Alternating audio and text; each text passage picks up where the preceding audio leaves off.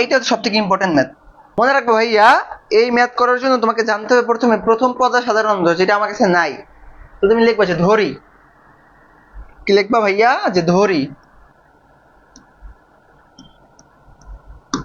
ধারাটির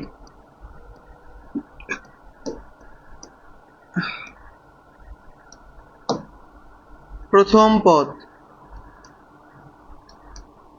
এই ম্যাথটা সব থেকে ইম্পর্টেন্ট, কারণ এটাই পরীক্ষায় বেশি আসে। ধারাটির প্রথম পদ ইকুয়াল টু এ, যেহেতু না এই জন্য ধরছো। ধারাটির সাধারণ অন্তর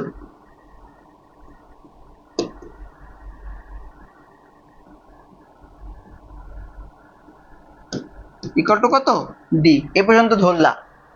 আচ্ছা, এবার কি দেওয়া আছে, দুটো শর্ত দেওয়া আছে। ধারাটির প্রথম 12টি পদের সমষ্টি 144 এবং ধারাটির 20টি পদের সমষ্টি 560 হলে 6টি পদের সমষ্টি নির্ণয় করো। এখন তোমার কাছে দুটো শর্ত দেওয়া আছে না, একটা শর্ত লিখো, একটা শর্ত লিখো। ধারাটির প্রথম 12টি পদের সমষ্টি লিখো, এটা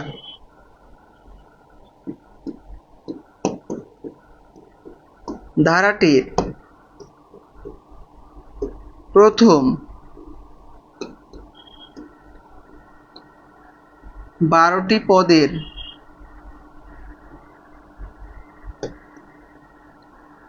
সমষ্টি।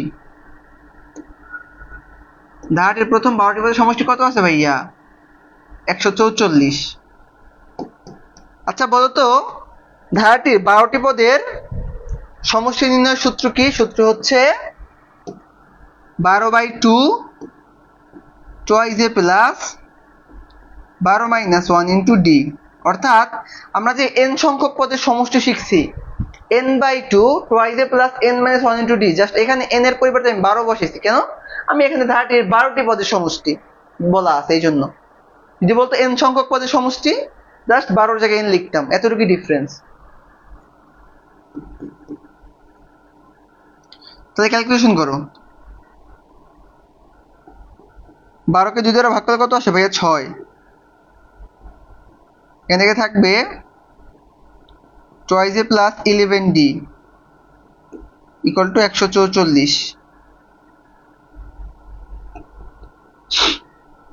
বা 2 প্লাস 11d ইকুয়াল টু 144কে 6 দ্বারা ভাগ করলে কত হয়, কে বলতে পারবা?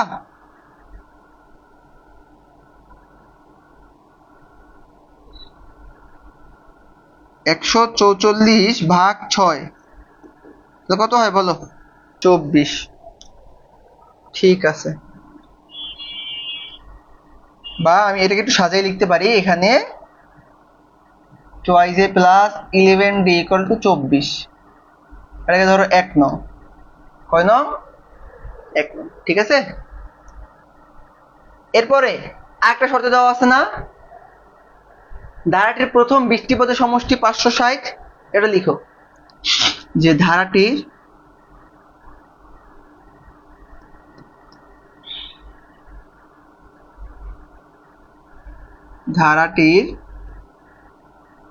প্রথম 20টি পদের সমষ্টি।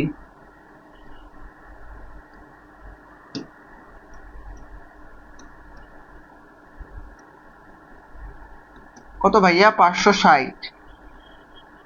তো ধারাটির 20টি পদের সমষ্টি কি? 20/2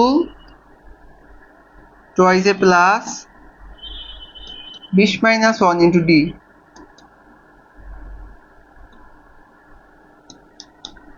এখান থেকে থাকবে 10 2 প্লাস 19d 560।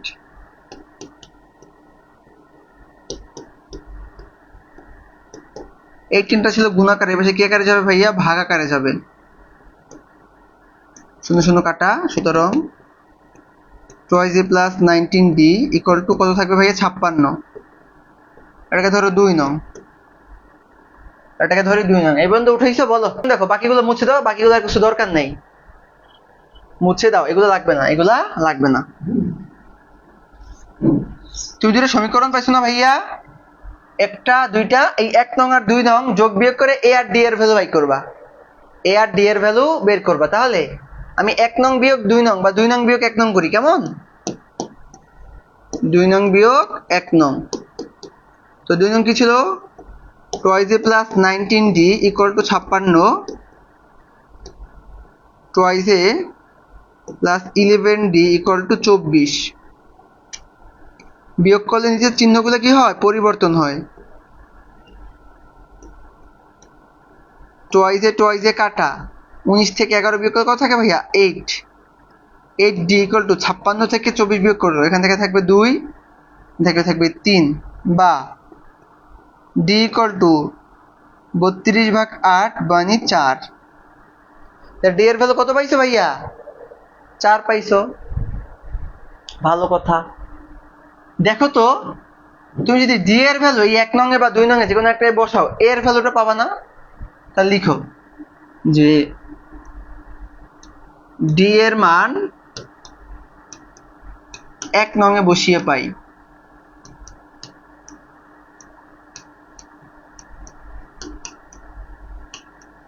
এক নং এ বসিয়ে পাই। তো 1 নং কি আছে, 2a প্লাস 11 ইন্টু d এর ভ্যালু কত ভাইয়া, d এর ভ্যালু 4 ইকুয়াল টু 24।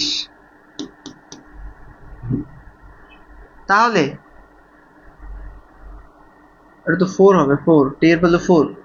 তাহলে 2a প্লাস 44 ইকুয়াল টু 24, বা 2a ইকুয়াল টু 24 মাইনাস 44 থাকবে কত ভাইয়া, 20 minus 20। 2a equal to minus 20, বা a ইকুয়াল টু মাইনাস 10। দেখো তো এ পর্যন্ত বুঝছো, এ পর্যন্ত বুঝছো কিনা বলো। তাহলে তোমার কাছে দেখো a এর ভ্যালু আছে যেটা মাইনাস 10, d এর ভ্যালু আছে যেটা কত 4। তো এগুলো সব মুছে দাও, এগুলো সব মুছে দাও, কেমন। ওকে, আচ্ছা এখন আমার কাছে চাইছে কি, ধারাটির 6টি পদের সমষ্টি। সুতরাং দেখো ধারাটির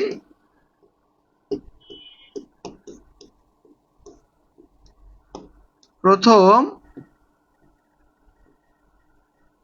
6টি পদের সমষ্টি।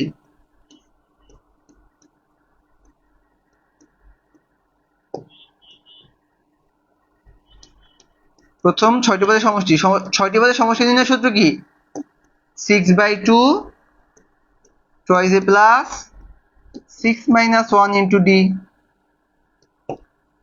6 কে 2 দ্বারা ভাগ করা থাকে 3, 2 ইন্টু a এর ভ্যালু মাইনাস 10 প্লাস 6 থেকে 1 গেলে থাকে 5, আর d এর ভ্যালু হচ্ছে 4। এখান থেকে থাকবে মাইনাস 20, এখান থেকে থাকবে প্লাস 20। তাহলে এইটা কাটা, তাহলে থাকবে কত, থাকবে হচ্ছে 3 ইন্টু 0 মানে 0। তাহলে প্রথম 6টি পদের সমষ্টি কত ভাইয়া, 0। এত বড় একটা ম্যাথ করে অ্যান্সার পাইছি, আন্ডা, ঠিক আছে হইলো।